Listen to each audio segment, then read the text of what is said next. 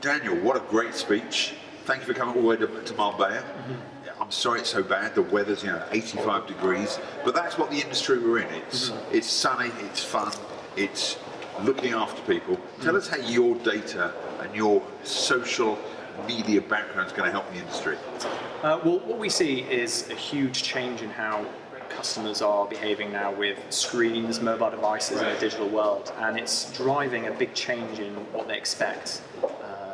What should be good and what should be bad, and what this is really driving is brands are needing to deal with them in a much more personal way. So what we're seeing is the types of approaches that businesses in all sectors are using to try to engage customers, meet their expectations and provide more value, and that's what's of most interest. But if you were going online today and you were looking for a holiday, what's the first thing you'd be looking for?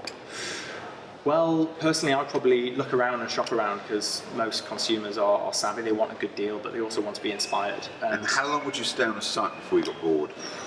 A couple of minutes, and I'd probably compare different sites as well, which is part of the challenge, I think. People aren't brand orientated anymore. They're savvy and they're digital, and they'll look around in a range of spaces. And would you be looking at reviews, or would you be looking at what people are buying now? When I was laughing, it says 19 people are looking at this site right now. Does that influence you? And is it influencing older people, or is it influencing younger people? I mean, I'm a bit older than you, so when I see that there's 19 people, I think it must be good.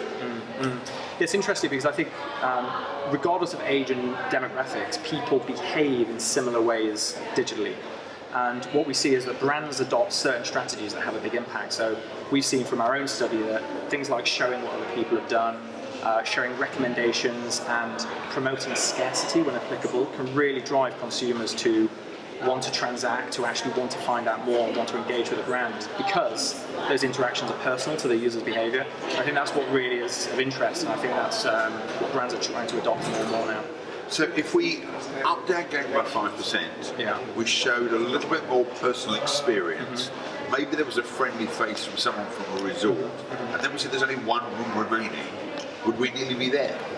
Well, I think that's more of a distribution challenge really, but I think the concept of wanting a user to want that room is part of the challenge. Remember, customer expectations are changing all the time. If they want to give you their money and they want to transact with you, that's the hardest thing. Now, I think if you then have the ability to service that customer, fantastic, but what we want to do is make that customer hungry to engage with the brand because the communication is so personal and valuable. And I think that's the key, isn't it? Hungry for the brand.